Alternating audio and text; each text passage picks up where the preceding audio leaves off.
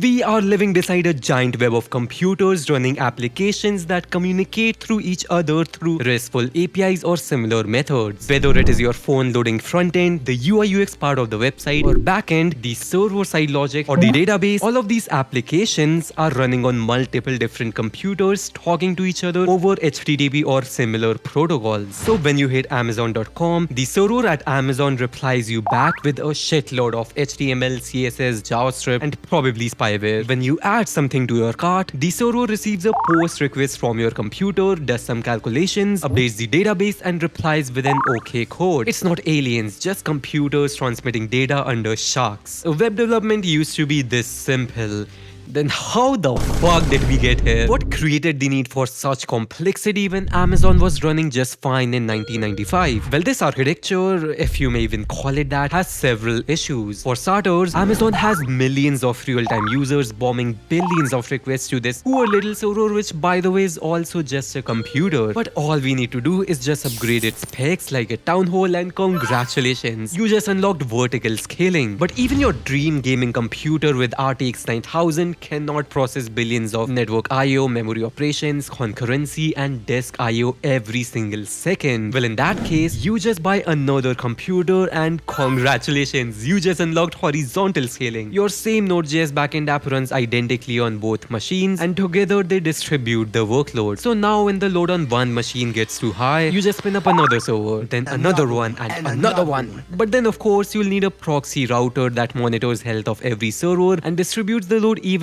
while optimizing both cost and server efficiency. And congratulations, you just unlocked a load balancer. How convenient of a name is that? However, you forgot that the database is also just a computer with physical limitations, and one does not simply horizontally scale a database. Like, this is a table of millions of records that is tightly coupled with other tables inside the same schema. What if one record gets stored in this computer and its corresponding foreign record in another computer? It's a complete mess. But the solution again is very simple. We store all the region 1's entry in this database, region 2 in this, and region 3 in this. Now when the server has to query the database, it looks at the record's primary key or a special shard key to determine which database to query in big O of one time. And congratulations, you just unlocked another skill called sharding. How cool of a name is that? So now you can have shit tons of servers and databases all around the world, and everyone happily lived ever after.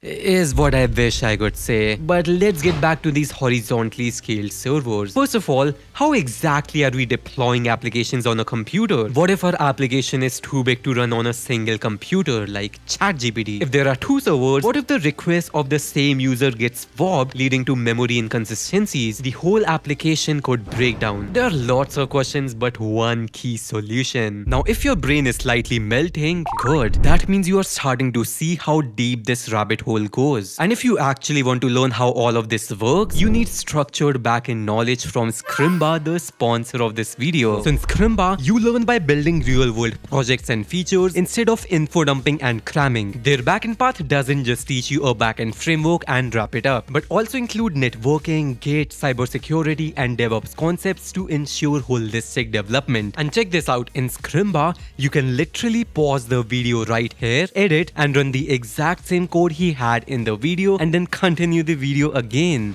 All of this has positioned the platform as a respected authority among the tech community. This is also why domain experts from Mozilla, Cloudflare, LangChain, Manware, and more have partnered with Scrimba to deliver unparalleled quality. If you want to master web development at lightning speed without getting swayed by influencers and hype, Scrimba is the perfect place to go. Also, all the werewolves get a 20% off on the pro plan with the link in description. Huge thanks to Scrimba for making top-tier coding content easily accessible and for sponsoring this video. See, our solution was working fine until we have more than one service running in our server. What I mean by that is that most websites have several distinct applications and services running in their backend application, like one for payments, one for cart management, one for messaging, authentication, search engine, middleware, recommendation algorithm, messaging, OTP, etc, etc, etc. A quick note before we proceed is that we often use the terms application and services interchangeably, but there's a subtle difference between the two. So service is typically a smaller specialized component of a larger application, which is a completely functional software system in itself. Each corporate applications can have hundreds of services running inside of one application. However, one service could also get big enough to be called an application, hence the confusion arises. But in this video, I'll stick to the basic definitions. Okay, so traditionally, we used to build the entire application in a single repository and deploy it on a computer like a self-hosted server or rent it from a cloud provider like AWS. And congratulations, you just unlocked monolith architecture. Several small to mid-sized companies can get away with a single monolith server, but if you need two of them, you can just deploy the same backend repository on different computers. And as convenient as it is, it's the most disliked architecture in big 2026. In fact, monoliths are so hated that they are starting to become cool again. Imagine that.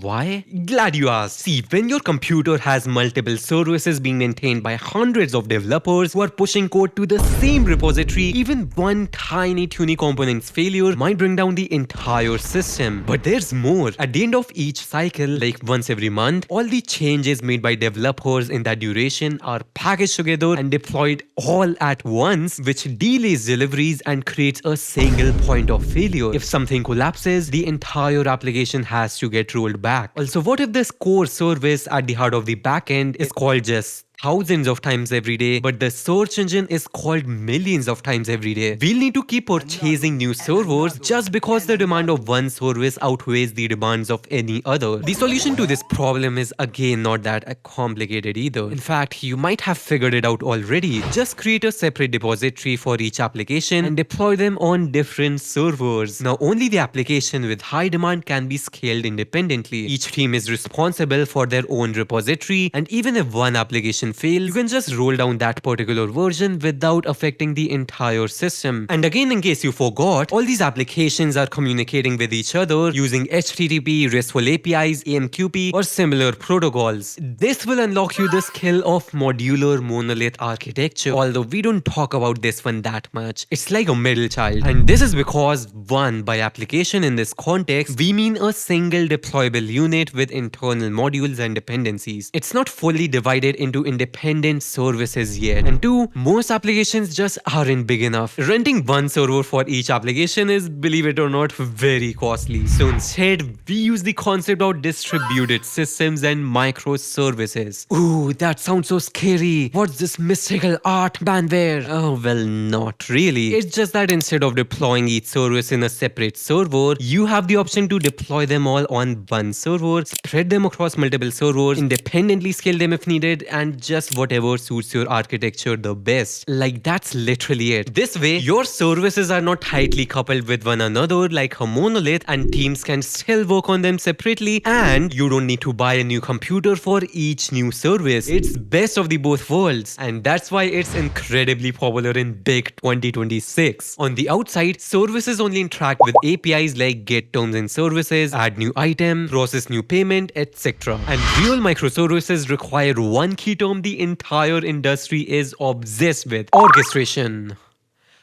What? You don't know what orchestration means? What?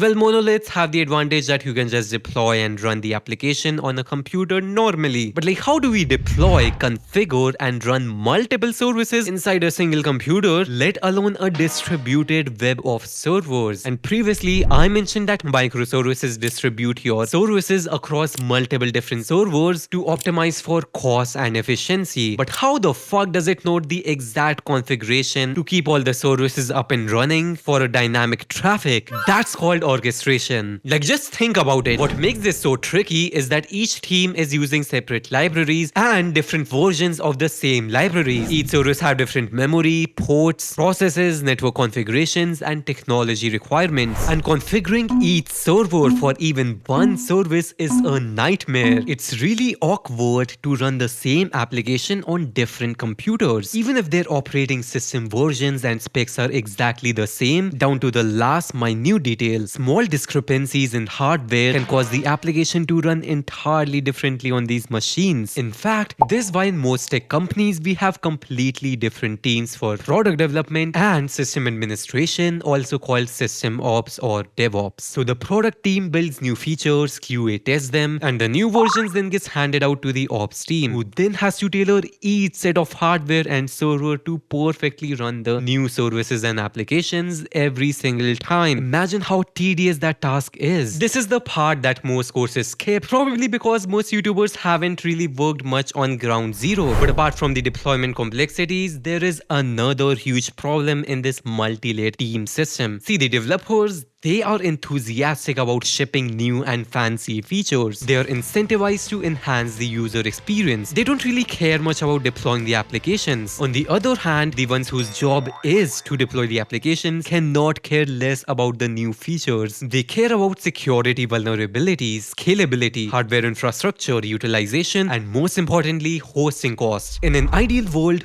we want the developers to deploy applications themselves without having to deal with the hardware infrastructure and the pesky ops team. And congratulations, you have just unlocked No Ops, the practice where developers can deploy applications without having to care about the hardware infrastructure. This doesn't mean that No Ops team is required. It's just the extreme version of DevOps. So subscribe if you want to join the No Ops cult. But the question still remains, how can an average guy like me deploy multiple services or microservices in a single computer? And how about deploying them in a sea of computers? How do we handle scaling of different services here? And how do we finish the DevOps team? And congratulations, for the last time, you have just unlocked the second part of this video where I'll be answering the remaining questions relating to No Ops and microservice architecture. See, I try to structure my videos in such a way that someone with even zero knowledge of programming is able to understand them. I take everything from the most highest quality resources and my own personal experience in deploying large-scale applications in critical production environments to share with you the most updated and practical details happening right now on ground zero that you'll probably not find even in paid courses. So please let me know the feedback on how I can improve in my future videos, and thanks for watching